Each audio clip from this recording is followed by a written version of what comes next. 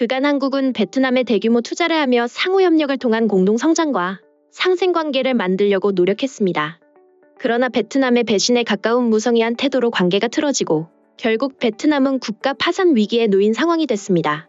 그동안 한국이 베트남에 투자한 금액은 무려 720억 달러에 육박할 정도인데요.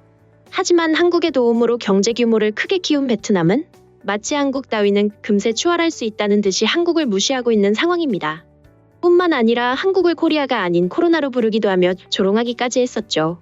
그동안의 도움을 원수로 갚은 셈입니다. 그 결과로 이렇게 오만한 베트남과는 함께 갈 수 없다고 판단한 한국은 베트남을 손절하기로 결정했습니다. 이에 베트남이 발칵 뒤집혔는데요. 한국의 이번 결정으로 베트남 경제가 손쓸 수 없을 정도로 큰 타격을 받았기 때문입니다. 반면에 한국과 끈끈한 관계를 이어오고 있던 다른 나라들은 현재 축제 분위기라고 합니다. 은혜와 원수를 결코 잊지 않는 한국 덕분에 믿을 수 없을 정도의 경제 성장을 이뤘기 때문입니다. 좋은 예시 중 하나로 베트남을 제치고 한국의 5대 수출국으로 새롭게 나타난 아프리카의 신흥 강자 라이베리아가 있습니다. 최근 세계 각지에서 한국과 협력하면 국가 경제를 비약적으로 성장시킬 수 있다는 소문이 돌고 있습니다. 한국이 베트남에게 전폭적인 지원을 아끼지 않다가 베트남이 한국을 향해 이빨을 보이자 곧바로 단칼에 손절해버린 것만 보더라도 일을 잘할 수 있다는 게 세계 각국의 분석입니다. 사실은 불과 2년 전까지만 해도 한국은 베트남에 막대한 투자를 했습니다. 싼 인건비와 풍부한 노동 인구를 가지고 있는 나라 중에 베트남과 같은 나라가 없다는 인식이 강했었으나 이제는 아니라고 볼 수 있습니다. 재작년 4월 코로나19 사태와 관련해 베트남 현지 온라인 매체가 박항서 감독의 연봉 삭감 왜 할 수 없는가라는 기사에서 그를 향해 고통 분담 차원에서 스스로 연봉을 삭감해야 한다는 보도로 인해 논란이 된 바 있습니다. 해당 기사에서 박항서 감독의 훌륭한 성과와 자선활동 및 많은 사람으로부터 존경을 받은 점을 언급하는 한편 어려움이 끝날 때까지 제2의 고향의 연봉 삭감으로 더 많은 책임을 질 필요가 있다고 주장했습니다.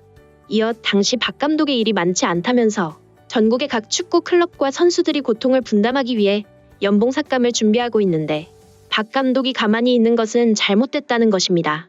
물론 이 주장은 베트남 메인 여론들의 주장은 아니었지만 존경함을 밝히면서 이처럼 무례한 주장이 나왔다는 것이 안타까울 뿐입니다. 다음으로 베트남은 코로나19 확산 초기 한국발 입국자 제한을 앞서서 적용했던 나라 중 하나입니다. 자국민 안전을 위한 조치로 한국발 입국 금지를 내린 다른 나라도 많았습니다만 당시 한국은 베트남의 최대 투자국이자 제2위 교역국으로 문 대통령도 그런 베트남과의 관계를 더욱 심화하고자 외교의 정성을 들였습니다.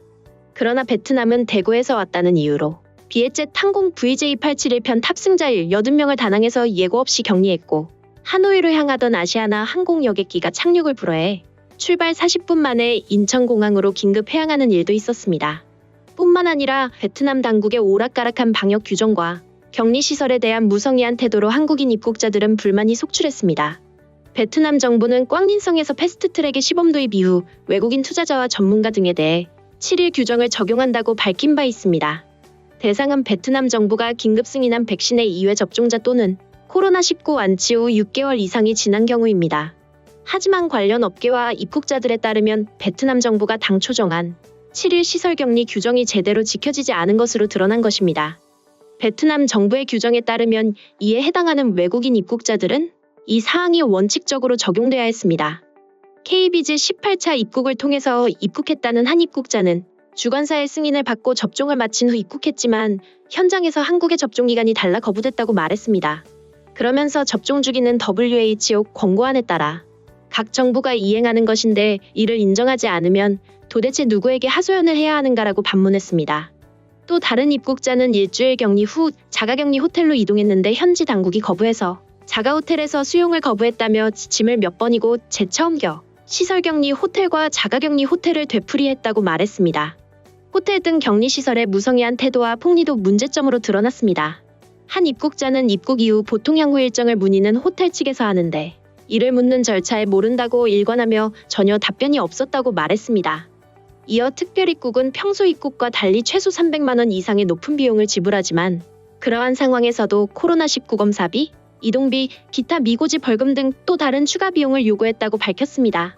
당시 하노이 미딩의 한 호텔에서 시설격리 중이었던 한 입국자는 호텔에서 외부 물품의 일체 반입을 금지했다며 이는 폭리로 이어지면서 부당해 보인다고 지적했습니다.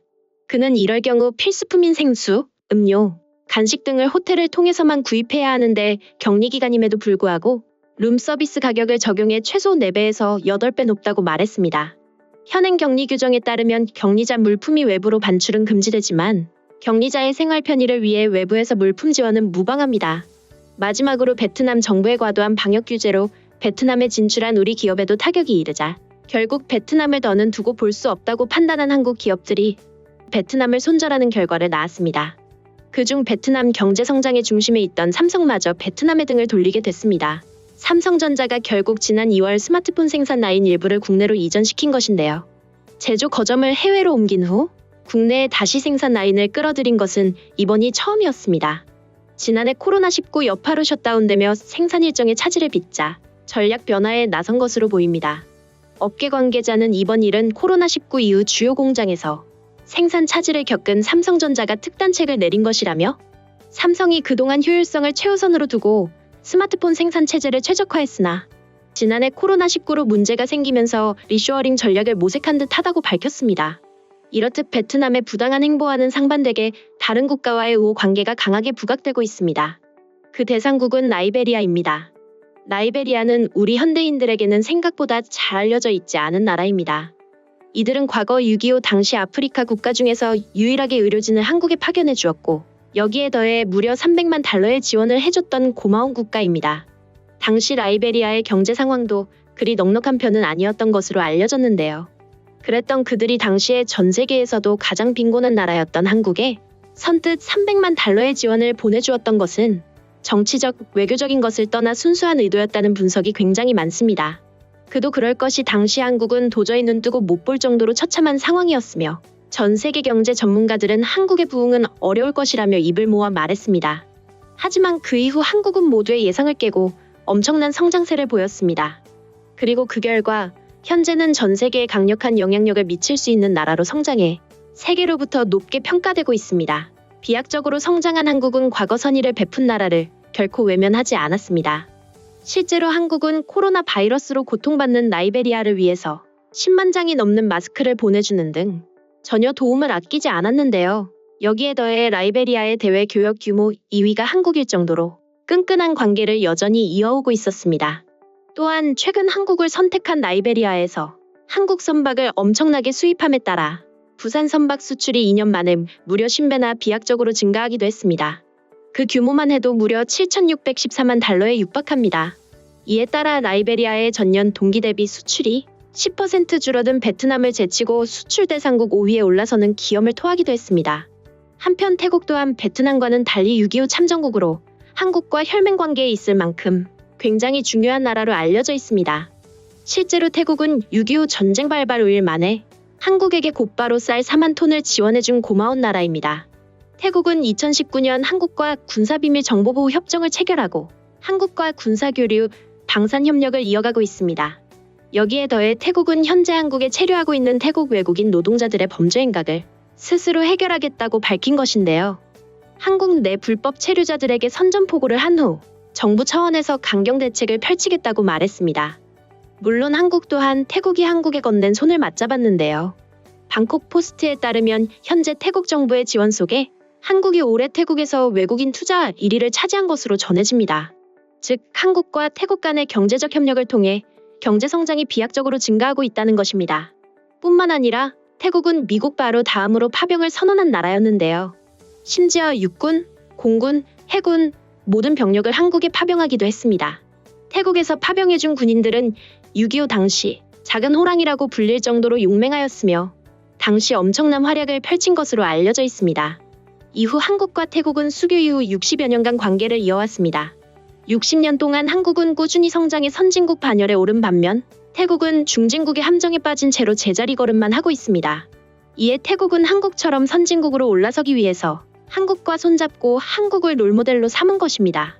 한국도 태국과 적극적으로 교류하며 도움을 주고 있다고 전해지는데요. 실제로 김상진 국방부 정책관은 국방일보와의 인터뷰에서 동남아 국가들은 군부의 위상이 높은 경우가 많아서 국방협력이 국가 간 더 큰 협력으로 이어질 수 있다는 점을 언급했습니다. 실제로 태국은 한국에게 5,200억 원 상당을 지불하고 대구국 기반의 호위함을 들여왔습니다. 이는 방산 계약으로는 태국 역사상 최대 규모였는데요. 태국은 이 호위함의 태국인들이 가장 존경하는 인물 중 하나인 전 국왕의 이름을 따서 푸미폰 아두냐댓이라고 명명했습니다. 이어 태국은 군연대와 작업의 일환으로 최근에 800억 원 규모로 한국 전투기를 수입해오기도 했습니다.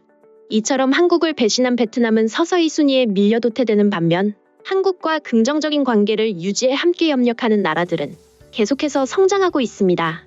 한국의 수출 순위에서 라이베리아에 밀린 베트남은 발칵 뒤집힐 수밖에 없었는데요. 한국의 뒤통수를 친 최후를 실시간으로 확인하다 보니 바쁘게 움직이기 시작했습니다.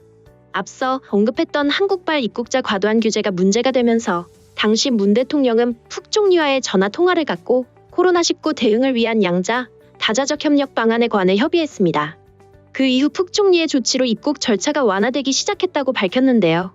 한국인들의 불평과 불만을 호소할 당시에는 무시에 가까운 반응을 보였으나 한 나라의 대표가 나서자 바로 반영이 된 것입니다.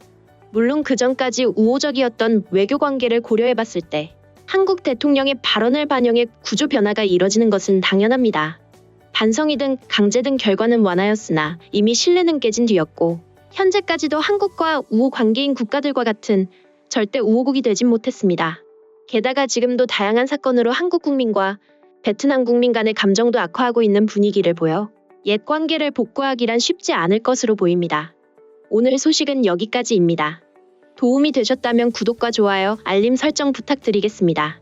세상의 소식을 전하는 월드리뷰는 계속해서 달려나가겠습니다. 시청해주셔서 감사합니다.